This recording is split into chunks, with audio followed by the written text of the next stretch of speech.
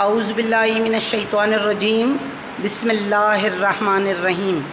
عزیز طلباء السلام علیکم۔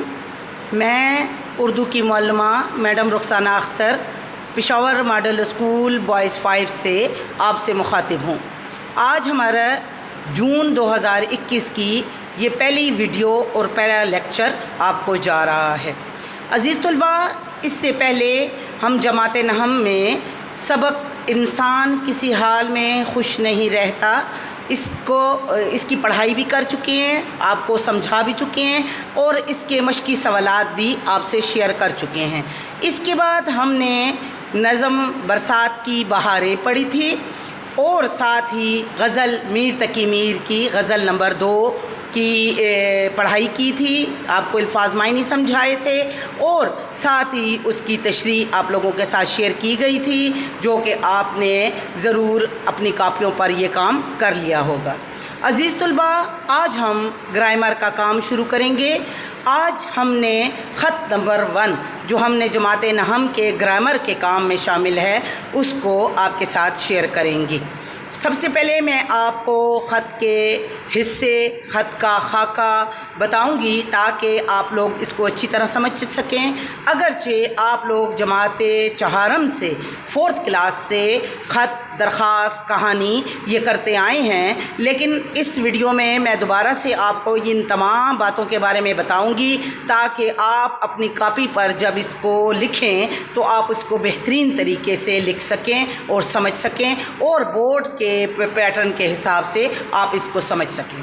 آج ہم نے جو خط کرنا ہے وہ ہے والد صاحب کے نام اپنے مستقبل کی منصوبہ بندی کے بارے میں خط، یعنی اپنے والد صاحب کو یہ بتانا ہے کہ آپ مستقبل میں کیا کرنا چاہتے ہیں، کیا بننا چاہتے ہیں، آپ کی کیا خواہش ہے یا آپ نے کیا منصوبہ بنایا ہے اپنے مستقبل کے بارے میں۔ تو اپنے خط کی ڈیٹیل کی طرف جانے سے پہلے میں آپ کو خط کے حصوں کے بارے میں بتاؤں گی۔ عزیز طلباء، آپ پہلے یہ اچھی طرح جان لیجئے کہ خط کے 7 حصے ہوتے ہیں۔ پہلا حصہ مقام روانگی، یعنی وہ مقام جہاں سے آپ خط لکھ رہے ہیں، جیسے از پشاور، از لاہور، از اسلام آباد۔ از کا مطلب ہے سے، یعنی اسلام آباد سے۔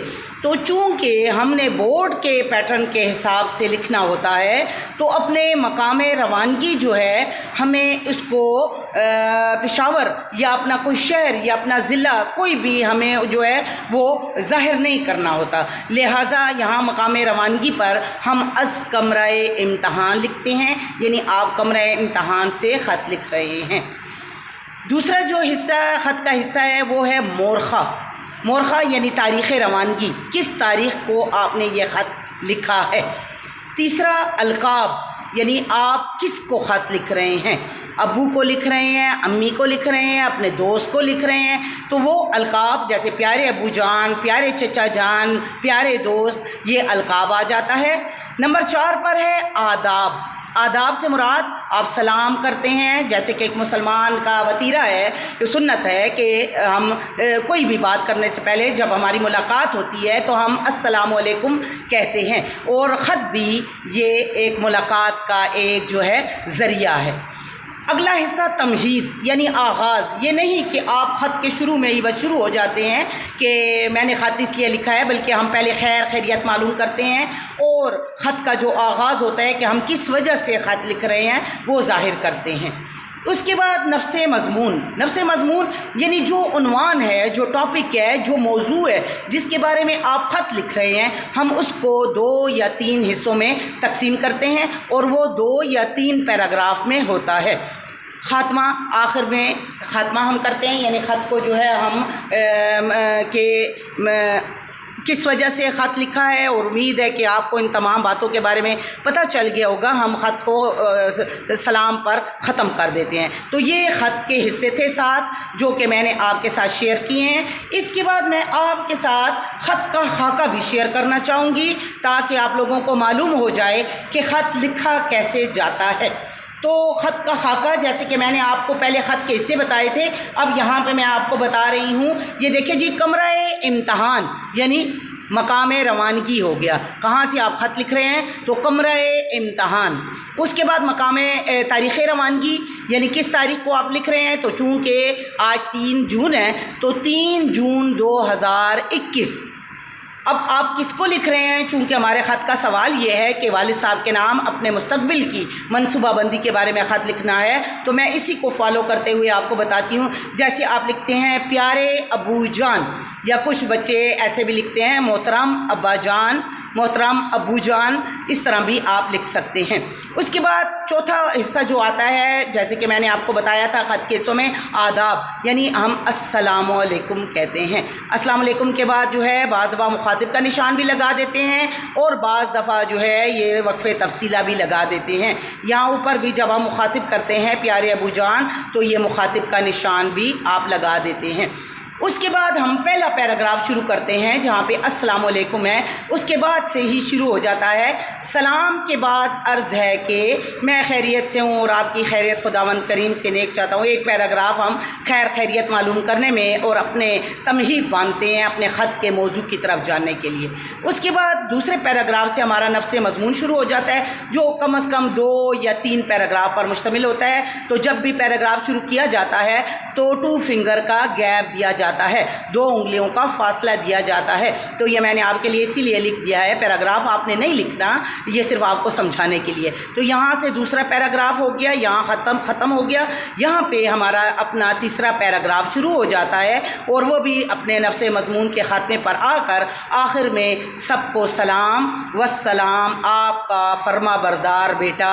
چونکہ ہم نے اپنا نام بھی جو ہے تو وہ ظاہر نہیں کرنا ہوتا، تو یہاں پر ہم لکھ الف کوئی بھی حروف تہجی ہم لکھ سکتے ہیں، جیسے الف ب جیم لام میم نون کاف کچھ بھی، تو یہاں پر ہم لکھتے ہیں. تو یہ بورڈ کے پیٹرن کے حساب سے آپ ہم نے ایک جماعت ہشتم میں آپ کو سمجھا دیا تھا، اور اب دوبارہ یہاں پہ سمجھا رہے ہیں کہ یہاں پہ آپ لوگوں نے اپنا نام نہیں لکھنا، اور نہ ہی اوپر اپنے کسی شہر کا نام لکھنا ہے، کمرہ امتحان لکھنا ہے. اب میں آپ کے خط کی طرف آتی ہوں، جو کہ آج ہم نے اور آپ نے یہ پکچرز آپ کو سینڈ کر دی جائیں گی، اور آپ وہاں سے پکچرز دے کر اپنی کاپیوں پر لکھیں گے.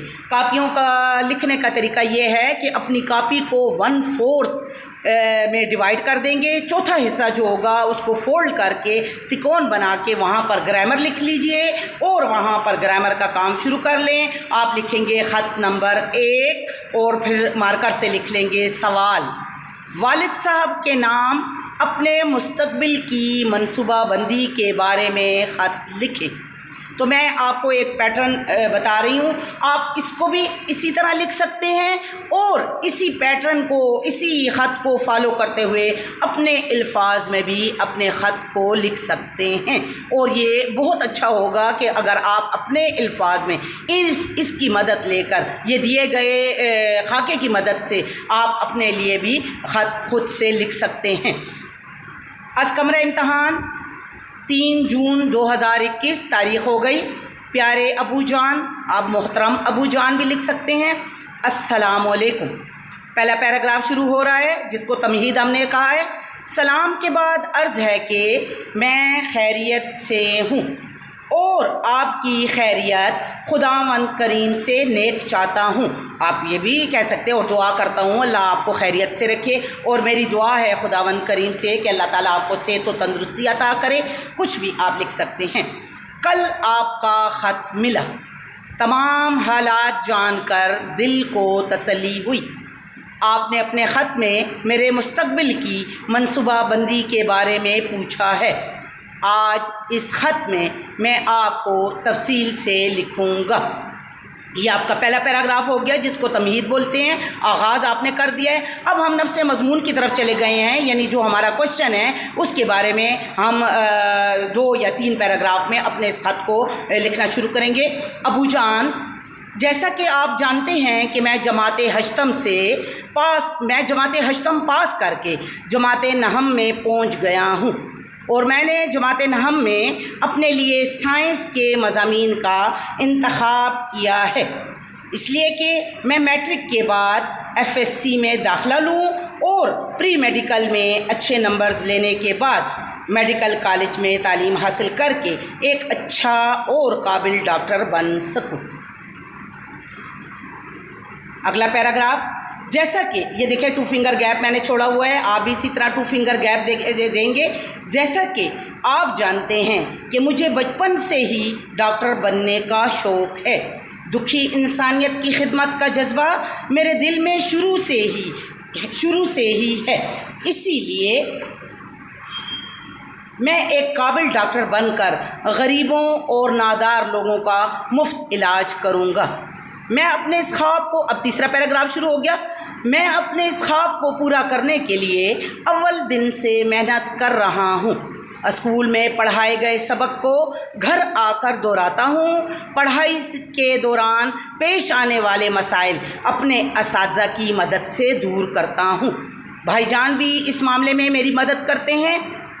میں انشاءاللہ اپنی محنت اور آپ کی دعاؤں سے کامیابی ضرور حاصل کروں گا۔ اچھا، اب مجھے اجازت دیں، میری پڑھائی کا وقت ہو گیا ہے۔ یہ پیراگراف خاتمے کا ہے اور آخر میں ہم اس کا اختتام اس طرح کریں گے، سب کو سلام، یعنی سب گھر والوں کو سلام، والسلام، آپ کا فرما بردار بیٹا۔ آپ نے حروف تہجی میں سے کچھ بھی لکھ لینا ہے، لام میم نون۔ عزیز طلباء، جیسا کہ میں نے آپ کو بتایا کہ آپ نے یہ کام اپنی کاپی، جو آپ کی اردو کی کاپی ہے جس پر آپ اپنے مشقی سوالات انسان کسی حال میں خوش نہیں رہتا، غزل نمبر 2 میر تقی میر کی تشریح کر چکے ہیں، اس کاپی کو 1/4 حصے میں، یعنی 3 حصہ جو ہے تو وہ نظم، نثر اور غزل کے لیے، اور 1 حصہ گرامر کے لیے مختص کر دیں۔ تکون بنا کر وہاں پہ لکھ دیں حصہ گرامر، اور اپنا یہ پہلا خط جو ہے، خط نمبر 1، اوپر ہیڈنگ دے کر، سوال لکھ کر، مارجن لائن لگا کر، جس طریقے سے میں نے کام کیا ہے اس طرح آپ اپنی کاپی میں کر لیں گے۔ انشاءاللہ اگلی ویڈیو کے ساتھ آپ کے سامنے حاضر ہوں گے، تب تک اجازت، اللہ حافظ۔